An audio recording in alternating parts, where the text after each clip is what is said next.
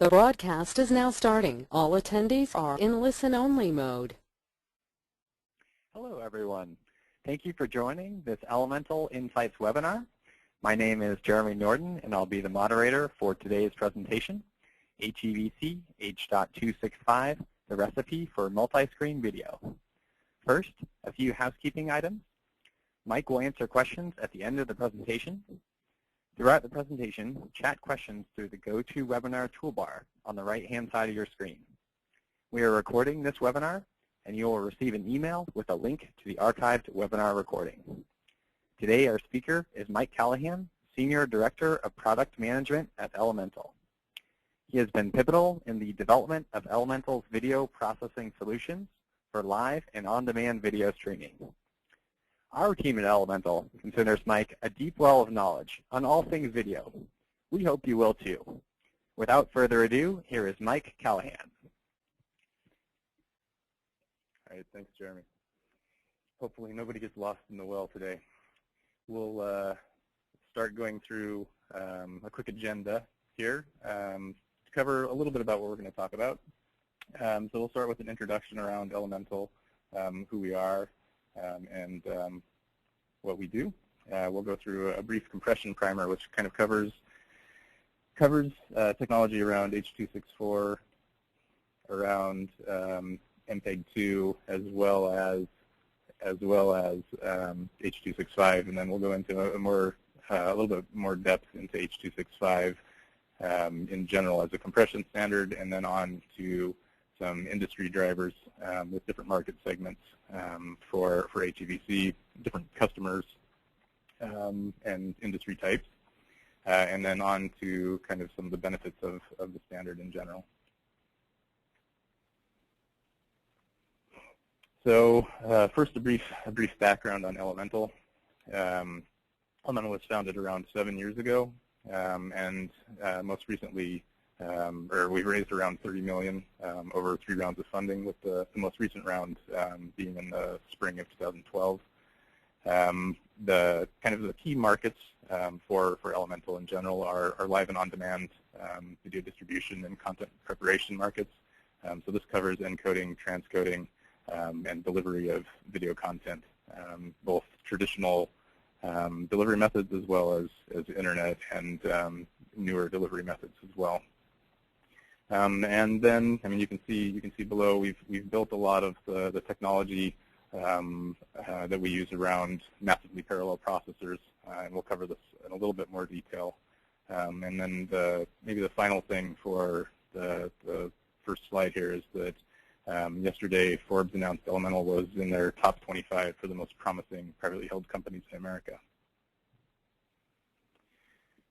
So who are Elemental, and what are we trying to accomplish? And then what you can see is on this slide is our core goal is to perfect the media experience, and this means a few things. So aligning ourselves with the major trends in video, whether this is H.265 as we're talking about today, or Dash, or ultraviolet.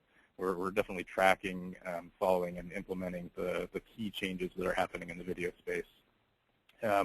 We lead with our industry-defining technology around graphics processors, and then have expanded that over time to include a lot of the technology that's used for remuxing audio and video, for including things that everybody needs, like captions and subtitles. Then on to the market-leading customers helped really define Elemental and why we've been successful. We've been able to work with some of the best partners and implementers in the market today. Probably one of the biggest examples of that is all of the work that we did around the Olympics and being able to produce content for so many different countries from a key set of partners.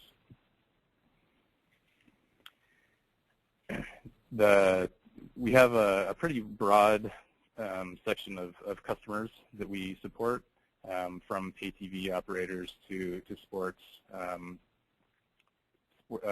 primarily sports content providers, broadcasters, and programmers. And as I mentioned earlier, this covers everything from covers everything from traditional pay TV delivery, which in the U.S. may be MPEG-2 delivery, in Europe this may be H.264. But over time, we also support the programmers that want to deliver their own content over the top, and broadcasters that are potentially even single station broadcasters who need to create content for local channels. But all of these types of customers all run into similar problems around video not getting smaller and not being a smaller part of the world. It started, I would say, with pay TV starting at SD maybe 10 years ago and starting their migration towards HD.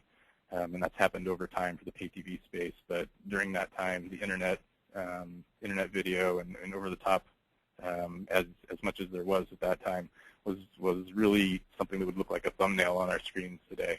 It was really 320 by 240 or 176. But today, those providers have been able to move kind of down this chain as well until everybody is able to deliver some form of HD today. And the next big question starts to become when will 4K be delivered? What types of delivery are going to support 4K? And there are definitely questions that we're getting from our customers. And this is going to be probably the next big challenge. The challenge that the way that we face this challenge is really through an evolution of compression. So MPEG-2 around 20 years ago, as it started to enter the market, was a good compression standard.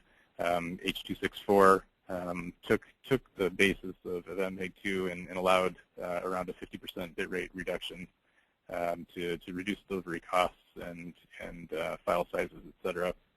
And now HEVC, which was just recently ratified by the first group that will go through and sign off approval on it, essentially drops the bit rate again by another 50%.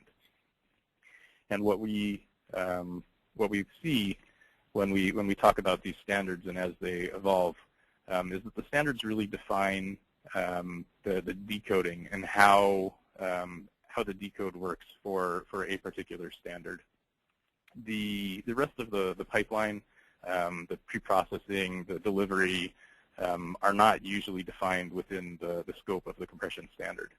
And what this means is that everyone who wants to is free to make their own encoder. And they have a set of rules that they have to follow in order to allow the decoder to be able to do its job as defined in the spec. But the encoding side is really an art of good approximations. There's no exact rules to follow.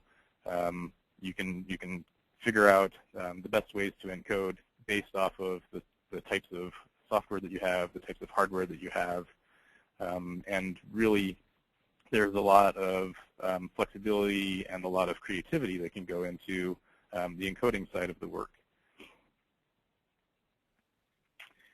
So if we look at the types of things that the encoder has to deal with, we'll go through a few general compression pieces. One of the first ones is identifying the change of the video, what's happening on the screen, and understanding how that can be used. So if we look at the slide that's titled "Predict the Movement" here, if we think about the last screen that we were just looking at, where we have the bicyclist and the trees, this would be a case where maybe the bicyclist is moving through the screen, and the tree is there for a little bit, but then it's gone. And what the encoder needs to do is determine that it can look at the bicyclist. Look at the bicyclist and transmit the differences of what's happened on one frame or one picture versus another. So this screen shows a typical group of pictures. with an I. So there's generally three types of picture formats. There's I-frames, B-frames, P-frames. The I-frames contain all of the information for a particular picture, and the B and P frames refer back to the I-frame and specify changes from the I-frame.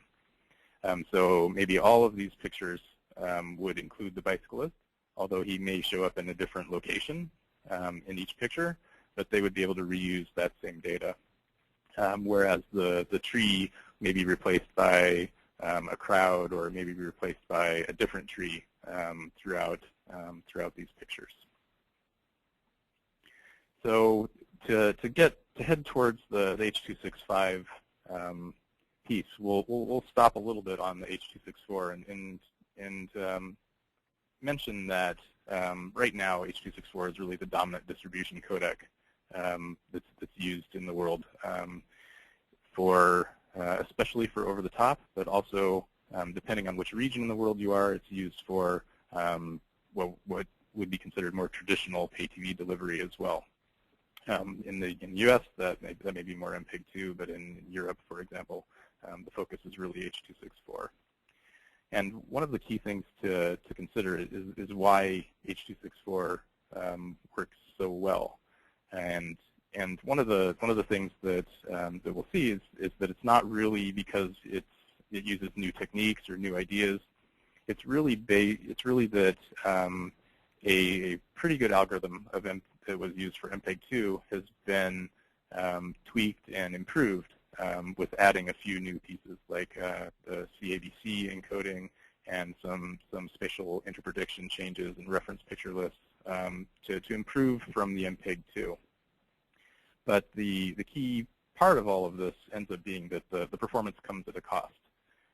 So as we change from generation to generation, we continue to find that the amount of processing increases dramatically for a relatively strong increase in or decrease in the bit rate of the video that's being used.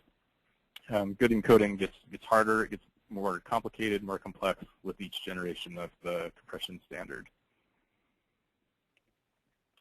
And so for H.264, the big change is that it allows more options for the encoding and can represent them efficiently. And this matches everything gets more complicated and complex as we move forward through the compression standards. And for the codecs in general, what we see is that on the decoder side, there may be some additional coding tools to support, but in general, the codecs are developed in such a way that the decoder generally doesn't have to work very hard in order to make it so that it's easier to implement on your portable devices or on your television, et cetera. Whereas the encoder takes a larger portion of the processing power to do these bit rate reductions. And each of the standards provides additional tools, and then the trick is really to select from the available tools efficiently and in a good manner. One of as we move towards our H.265 portion here, one of the things that we had looked at is we did a poll of some of our customers, asking them when they wanted to start looking at H.265 and what their interest level really was. And what we found out is that about 2/3 of our customers were looking, or of the customers polled anyway, were looking to start testing HEVC in the next 8 months. And this is something that is a little bit surprising because it is a large percentage, but at the same time, I think that there is both a lot of curiosity around H.265 and understanding how much better it will be, and then there is as well a few sets of industries that may be able to take advantage of it much more quickly than has happened in the past. So for H.265, it's not really a class of new compression standard. It's really something that's been clearly derived from H.264. It adds many additional tools, but in general, oops, I went the wrong way. But in general, it presents a similar set of challenges as the transition from MPEG-2 to H.264. There are new options, but they're generally based off of existing technology as well. And then there's a larger space of possible encodings for a given video, meaning that you have more choices to make when you do an encode. And so the challenge is to extend the H.264 solutions. And this means additional and better search algorithms. More processing power will be required to be focused on each encode. But at the end of the day, we're expecting that what this means is that we'll see between a 25 to 50% improvement in coding efficiency. And that generally means lower bit rates. It can mean higher quality at an equivalent bit rate. It will be interesting to see how many people decide to implement H.265 that way. I'm sure that the cost savings will be the #1 driver. The issue here is that the computation cost is going to be much higher as we move towards H.265. So, for example, as we'll go through a few slides here on what's changing with H.265 and why it will make the video better, but also things more complicated. So the first one is that there is a more complex interprediction for H.265 compared with H.264, and this is both for spatial intra-prediction sizes, which increase from 3 to 5, as well as spatial intra-prediction directions, which increase from 9 to 34. And so on the upper picture here, what you can see is on the left-hand side, H.264 and the relatively coarse prediction directions, whereas on the right-hand side, there's very fine-grained prediction directions available with H.265. The next piece is the macro blocks versus partitions between H.264 and H.265. So H.264 has a relatively rigid macro block methodology, similar to MPEG-2 in a lot of ways. So one of the focus from MPEG-2 decoders was to work on MPEG-2 deblocking, because the end users were able to see clear definitions of where the macro blocks lived, and that's been improved with H.264, but still exists to some extent. When you compare to H.265 or HEVC on the right, you can see that the number of choices are much greater. The blocks don't necessarily have to be uniform shape. They don't have to be equal shape either.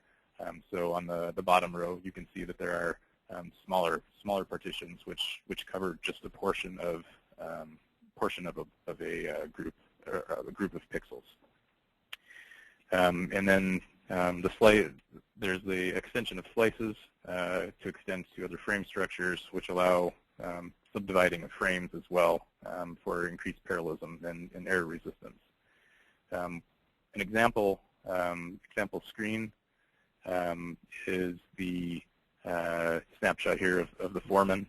On the left-hand side, we have the H.264 division of macro blocks. On the right-hand side, the methodology that H.265 takes advantage of to break the picture up in different ways.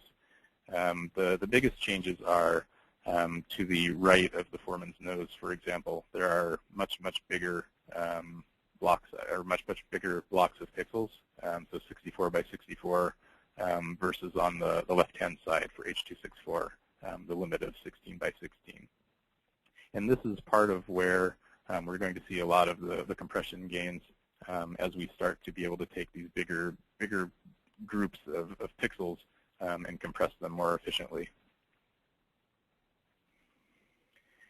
So the challenge, though, is that video compression really is hard, and the number of ways to encode each macro block increases dramatically from standard to standard.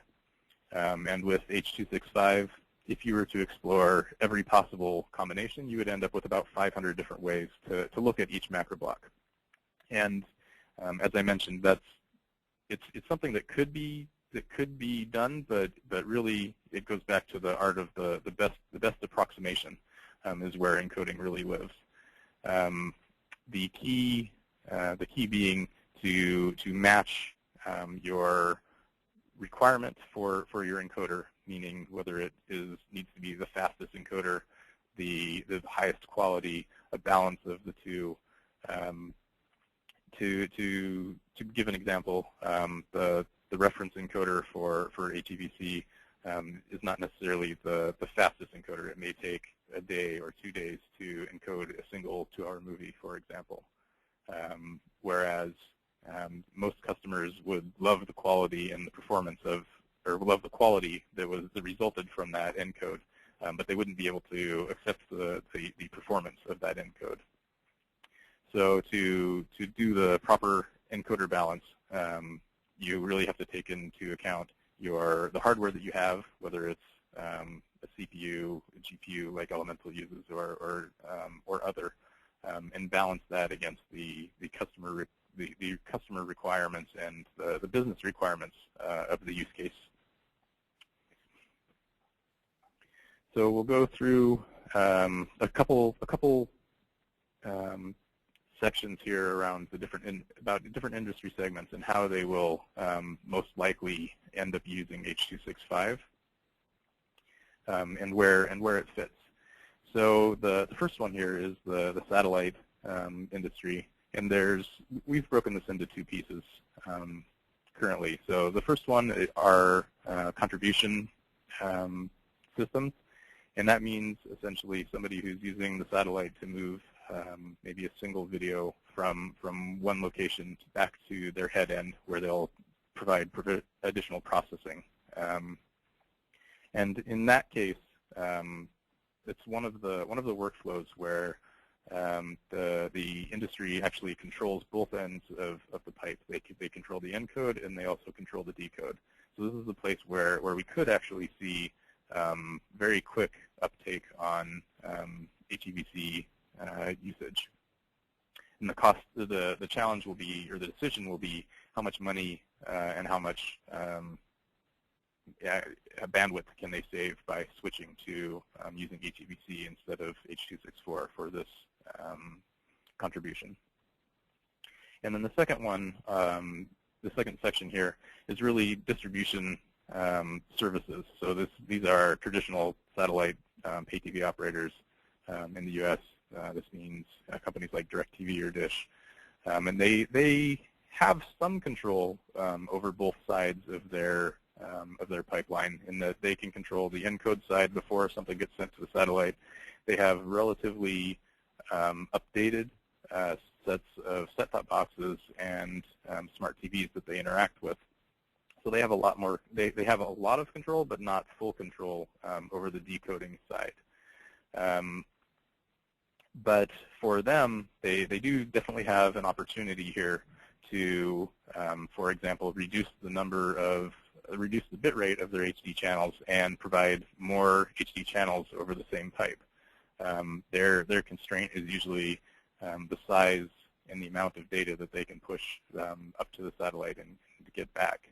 And this is one of the ways that they could effectively increase their throughput without necessarily having to launch a new satellite or change other parts of their infrastructure. It really comes down to whether the decoders will be made available or not. And then the final piece is that this could be a way that it might be the only way that this type of satellite distribution service is able to reach to new standards such as 4K. The next one that we'll talk through here is the cable industry. Cable has different challenges in different parts of the world. To focus on the U.S., in the U.S. there are many set-top boxes which are out deployed in the field and only support MPEG-2. And this is a huge challenge for the U.S.-based cable operators. The chances of being able to upgrade all of their set-top boxes are very small and very expensive, and will take quite a long time to do so. Where they have possibilities are in their over-the-top offerings. So many of the cable providers are creating over-the-top type of offerings, and those kind of exist outside of their traditional broadcast methods. And this ends up being something where if they were to include HEVC encoders into their workflows, they would be in a similar situation with many of the other industries, in that they're going to be relying on consumer electronics devices, and when they become available, as well as software decoders for PCs or other devices. The other piece that may push them towards HEVC is the 4K adoption. It may be enough to move that direction in order to save the bandwidth that would normally be taken up by, maybe they can use one 4K channel instead of 2 HDs or 3 HDs, for example. The next one on the list here is the telco IPTV space. Both of these markets end up being generally early mover. They tend to have smaller bases and a desire to expand their market footprint. And they definitely have a huge need for additional HD channels over copper, which is already there. They also face subscribers that are farther and farther away from their hubs, which essentially mean that they may have lower bandwidth capabilities at the consumer's home.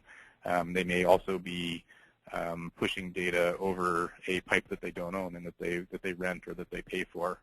And in both of those cases, being able to provide HEVC, which gives you a lower bit rate, provides a smaller file and cheaper delivery services for them.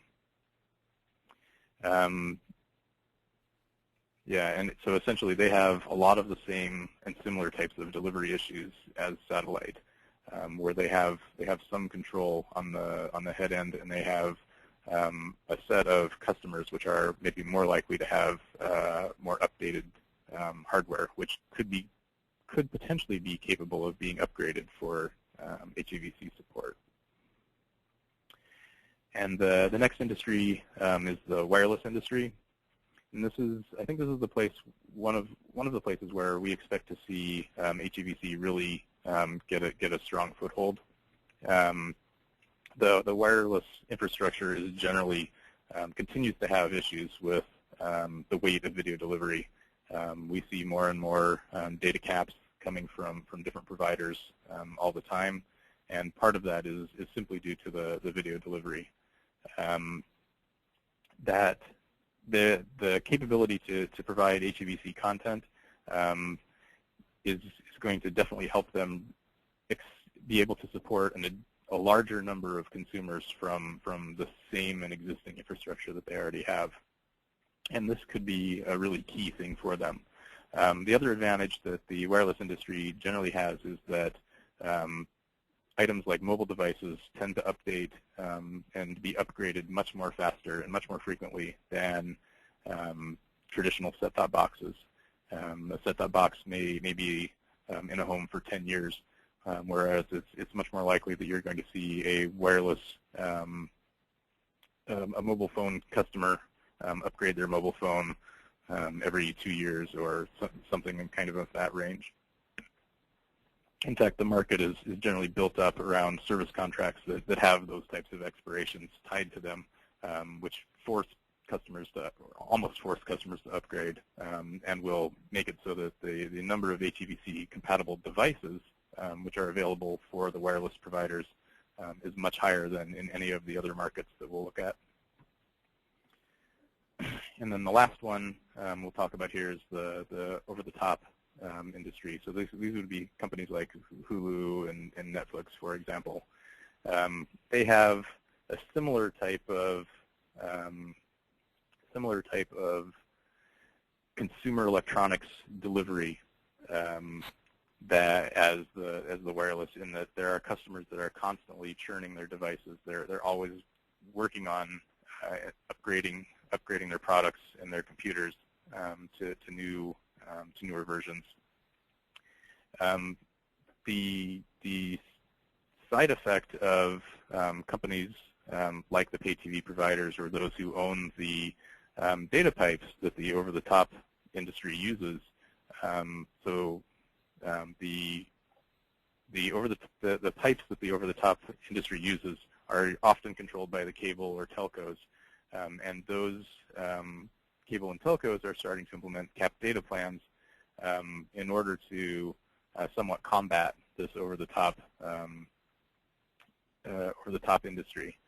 And one of the ways that they can help to reduce the effects of that is to provide smaller bitrate files, and that's something where this is the other place where we really expect to see it happen quickly. So wireless and in OTT, we expect a lot of HEVC work to be going on much faster than in some of the other industries. So every industry has some kind of challenge, and whether or not it makes sense for them to create HEVC content depends on the type of customers that they have, as well as the devices and the devices and the support for HEVC in those devices that they're delivering to. One of the challenges that they have is that even when they shift towards HEVC in general, they won't be able to abandon their existing infrastructure. So what you'll end up with is with an industry where they have to make the same content into 2 or 3 different encoding formats. So they may today be making an H.264 and an MPEG-2 version of their content. When HEVC or H.265 comes along, they won't be able to abandon either of the other 2 that they're already making. They'll essentially have to add a third until the market shifts enough that they are able to abandon one of the other ones. So essentially, everybody is going to be having to make a decision of whether they want to do the same work 3 times, and whether or not they own their delivery pipes. I think is where we're going to see a lot of those decisions come down to, is how much does it cost them to deliver this content, and that's going to choose whether or not it makes sense for them to spend the extra time and money to create the content into HEVC. From Elemental's point of view, we see HEVC as a potential disruptor in the market. And for us, we feel like we're relatively well prepared. We have a set of general purpose processors in GPUs that have the performance of dedicated hardware and the programmability of software. And these two things combine together to give us what we think is a pretty good advantage as we move into the H.265 world. So with H.265, we expect to see 3 to 5 times more processing power required to make an H.265 output. So for example, if you have a encoder which is creating 4 1080p outputs in H.264, in the H.265 world, that same encoder will be able to make 1 H.265 1080p output. And those huge density reductions are things that have happened in the past as we moved from MPEG-2 to MPEG or to H.264. And I'm sure that they'll continue to happen in the future as we move to a future standard far down the road. But the transitions are very painful times for anybody who has fixed fixed hardware, fixed solutions. Elemental, though, has a deep codec development expertise. There's very few teams in the world that have developed enterprise-class codecs from the ground up. And Elemental has created multiple sets of those codecs for H.264, MPEG-2, VC1, etc.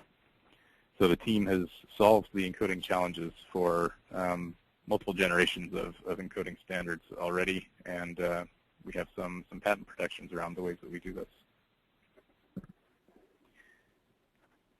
So the final piece, kind of as a summary here, is that the new video standards tend to break the legacy infrastructures. So as complexity increases and processing requirements increase as well, most of the existing encoding infrastructure is going to struggle with the new standards, and to some point, as an industry as a whole, the decoding side is going to struggle because most of the existing infrastructure is incompatible with HEVC.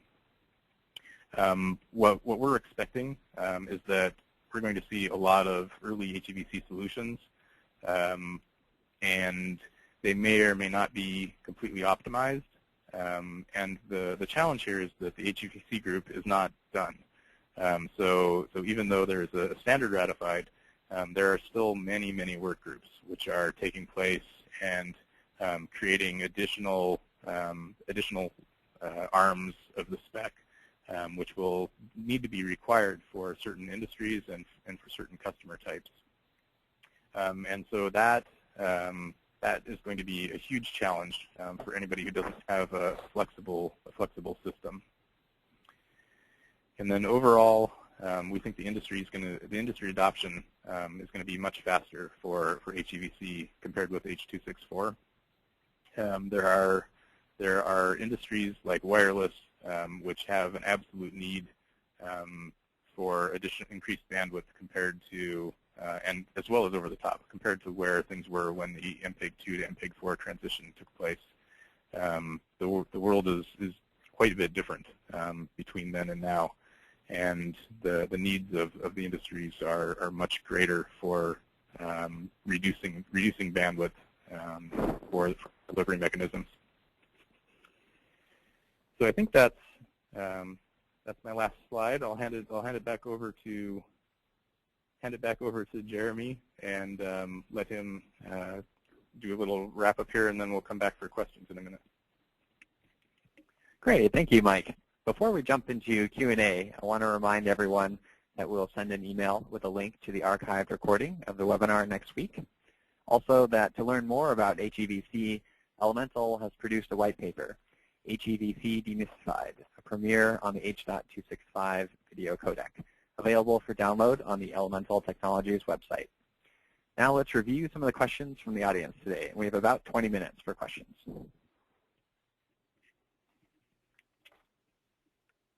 All right. So let's see here. Looking through the list.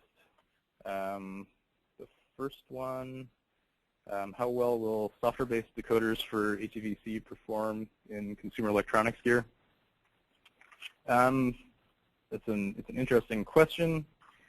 We have definitely been talking with and heard from multiple wireless carriers and equipment vendors who have or will have software-based decoders for their existing platforms. The big question tends to be what is the battery life going to look like on those devices. For the most part, nobody really knows yet, but the vendors that we talk to seem to be relatively positive on it not being a terrible solution especially for the short term. So there's a lot of discussions of using hardware acceleration within the devices. So basically running on software that runs on DSPs to perform some of this work, and that should help to alleviate any of the expected battery life issues. All right, second question. How likely is it that HEVC will overcome the barriers for pay TV operators and cable companies due to their set-top box infrastructure? So for PTV and cable, HEVC is definitely going to be a huge headache as they look in their traditional delivery infrastructure, especially for the set-top boxes which are rolled out in the market already. Those are generally something which can't be easily upgraded. They have started to bifurcate their delivery though, and for their over-the-top portions of their business, it's much more likely that they will be able to create an HEVC solution to deliver to mobile phones or desktop PCs, etc.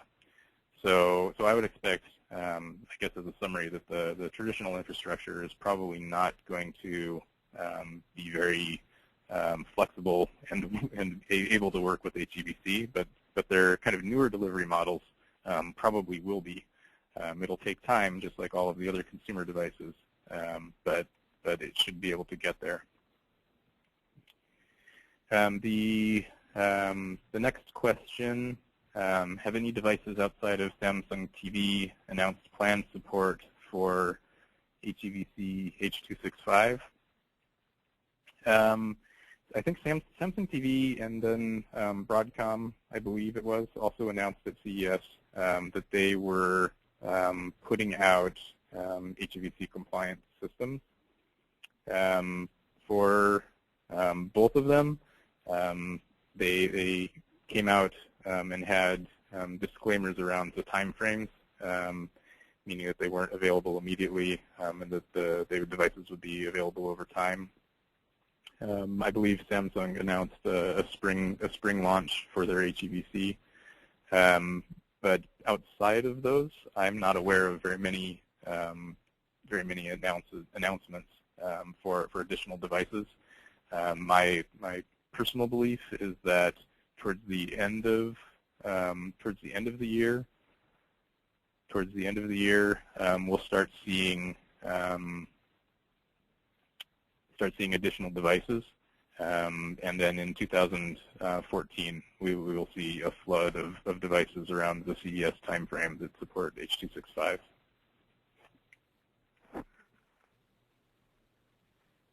Okay, let's see. So let's see. Are there any chipset companies which are going to release a budget chipset supporting the new standard? That's similar to, I think, some of what I just covered. In that case, I expect Broadcom and those that follow are going to start releasing chips in the very near future. Let's see. Professional video conferencing world looks at H.265 providing a means to get multiple sets of video conference attendees in the same number of bits. They don't yet see 4K as a value. In fact, the opposite is true. They need more channels per bit space. I think that's definitely true. It's going to vary wildly depending on the market. The value of 4K is going to be questionable, I think, for a lot of the markets. But at the same time, I think we'll see H.265 used to lower the bit rates in general for existing HD. I believe it was Orange that had an announcement around CES or just after, where they had announced that they want to move towards HEVC for their 1080p delivery, but at lower bit rates. And they're the type of industry where they send their data through other people's pipes, and so as much as they can lower the cost of delivery, meaning smaller files and fewer bits, that's something that pays off well for them.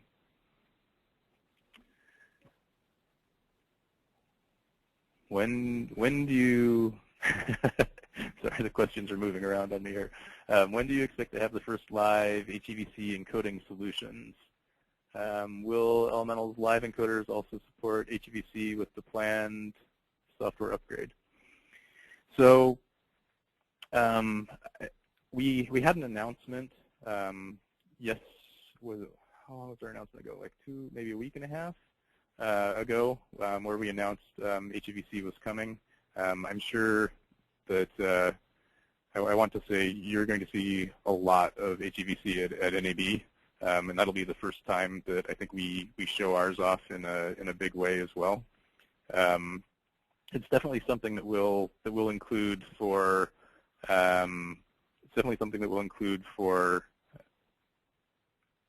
both our live as well as our VOD transcoding product. The next question, is there any possibility to mix H.264 and H.265 in a multi-bit rate?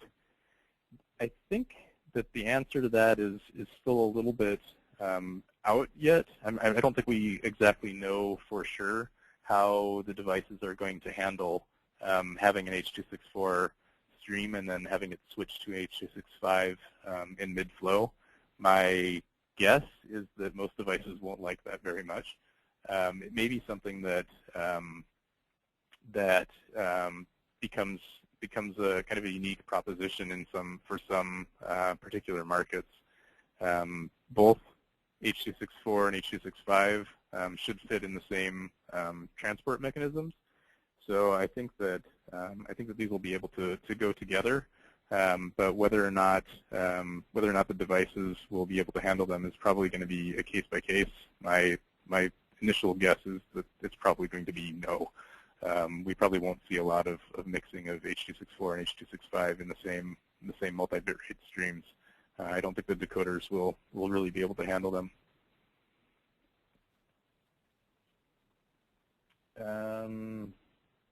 Let's see.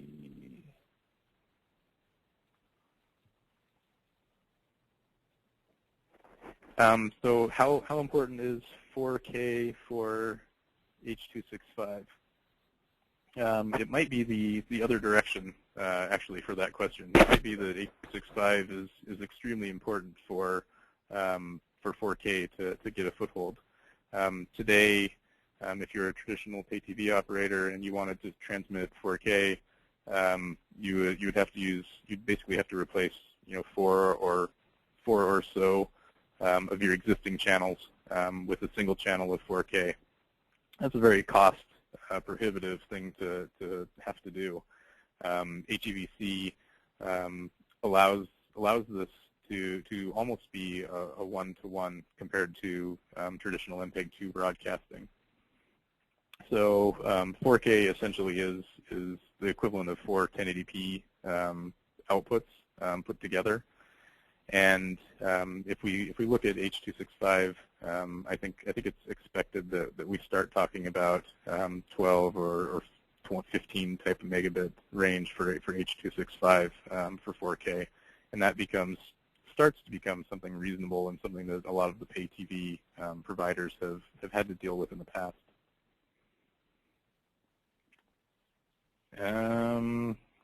The next question, are there any, let's see, I guess this one is kind of a repeat. Are there any mobile ARM software decoders that will support any current devices in the market? I think the answer to that today is no, but I know that there is software that's being worked on to make that happen. So over time, I do expect that some of the devices that are currently in the market are going to be able to decode H.265. It may be a bit of a chicken and an egg kind of situation because those making the decoders are probably going to wait till there is a lot of content, and there won't be a lot of content until there's a lot of decoders.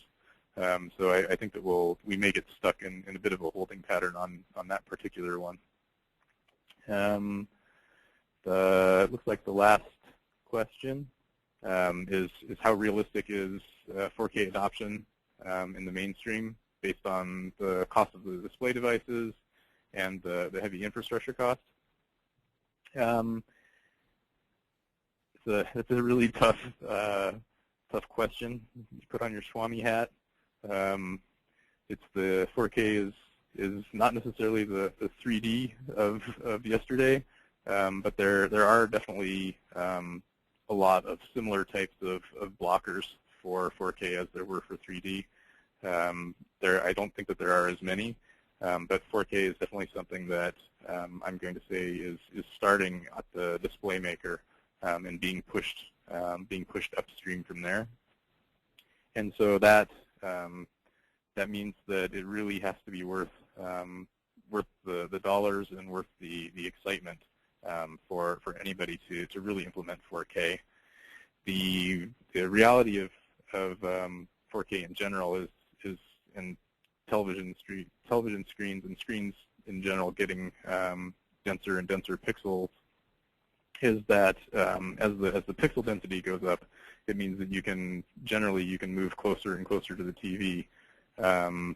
That typically doesn't happen. What happens is that somebody gets a 4K TV and puts it at the same size and same distance as their 1080p TV, and they can't see really the differences between them from such a large distance. If you think of something like the iPad with the Retina display, if you put the iPad with the Retina display across the room, it looks exactly the same as the iPad from 2 generations ago. It's not until you get really close to it that you can really start to see that pixel density make a difference. And 4K TVs are going to face the same type of challenge. So if you have, say, a 4K projector and you can make a 12-foot screen, I think that's something that will absolutely see a lot of benefit from the 4K. But if you're replacing a 48-inch TV with a 1080p 48-inch TV with a 48-inch 4K TV, you probably won't notice much difference between those two things, unless you shrink your living room and move closer to it, which I think probably won't happen in general. So the displays are going to have to get much bigger in order for 4K to really be valued by the consumer. So I think that was our final question. I'll hand it back over to Jeremy for a final wrap-up, and then we'll be done. Thank you very much for listening in. Thanks, Mike, for fielding all the questions, and thank you for submitting questions online. We look forward to your attendance at future Elemental webinars, and we hope to see you at the following upcoming industry events: Capel Labs Winter Conference, March 10th through 13th, Orlando, Florida; TV Connect, March 19th through 22nd, London, England; and at NIB, April 8th through 11th in Las Vegas, Nevada. Thanks again, Mike, and thank you all for attending Elemental's Insights webinar. This concludes our presentation.